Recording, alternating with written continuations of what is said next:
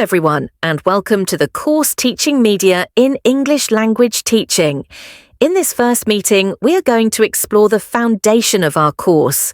We will talk about what teaching media are, why they are important, and how they support effective English language learning. Before we begin designing or creating any media, it is important for us to clearly understand the basic concepts and principles. This knowledge will guide you throughout the semester. Now, let me ask you a simple question. Imagine you are in a classroom where the teacher talks for 90 minutes without using pictures, slides, videos, or any activities. How would you feel? Most students would probably feel bored, sleepy, or confused. This situation shows us something very important. Teaching is not only about talking, teaching is about communication, and communication needs media. So, what exactly is teaching media? Teaching media are tools, materials, or technologies that help teachers deliver information and help students learn more effectively. In simple words, teaching media are anything that helps students understand lessons better. For example, pictures, flashcards, songs, videos, games, PowerPoint slides, or even mobile applications. All of these are teaching media. Experts explain that media are channels of communication between the teacher and the learners. This means media help transfer messages from the teacher to the students clearly and efficiently. Without media, learning can become abstract and difficult. With media, learning becomes concrete and meaningful. Why do we need teaching media? Now, let's talk about why teaching media are important. There are several benefits. First, from a cognitive perspective, media helps students understand difficult concepts. When students see pictures or watch videos, they can visualize ideas more easily. This improves comprehension and memory. Second, from an effective perspective, media increase motivation. Interesting visuals, games, or interactive tools make learning more enjoyable. Students become more engaged and less anxious. Third, from a practical perspective, media help teachers manage time and classroom activities. Media can simplify explanations and make lessons more organized. So we can say that teaching media are not just decorations, they are essential tools for effective learning. Functions of teaching media.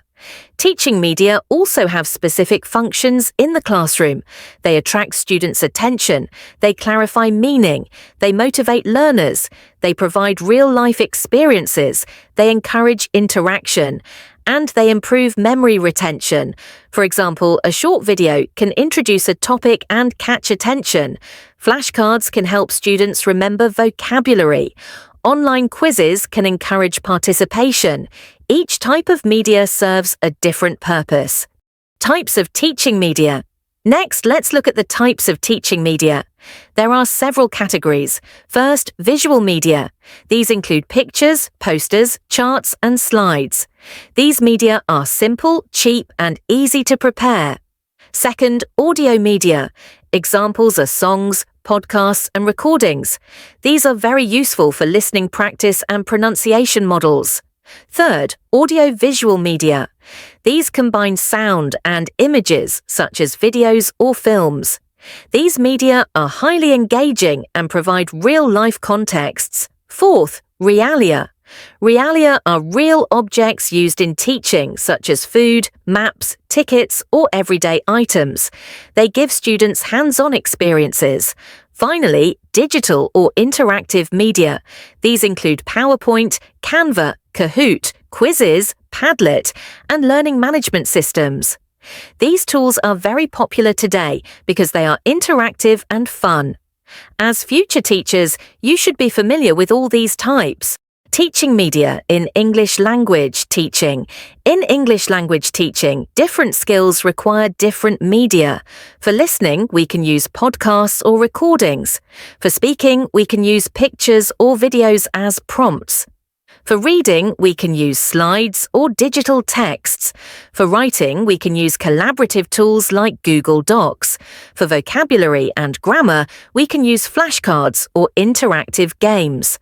So the key idea is this: we must select media based on learning objectives, not simply because the technology looks interesting. Always remember, the goal is learning, not technology. Principles of good teaching media. Before choosing any media, we must follow some principles.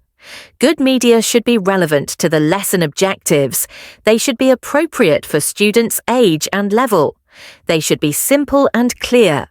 They should be attractive but not distracting. They should also be accessible and practical. And here is an important rule to remember: pedagogy first, technology second. Technology is only a tool. Good teaching is still the most important factor. Reflection. Now, I would like you to reflect on your own experience. Think about your favorite teacher. Did they use media in their teaching? Maybe videos, games, or pictures? How did those media help you learn better? Reflecting on your past experiences can help you become a better teacher in the future. To conclude today's lesson, we have learned that teaching media are powerful tools that support communication, motivation, and understanding in the classroom. We explored their definitions, benefits, functions, types, and principles. In the next meetings, you will start learning how to design and create your own teaching media step by step. Thank you for your attention. See you in the next class, and let's start creating meaningful and creative learning experiences together.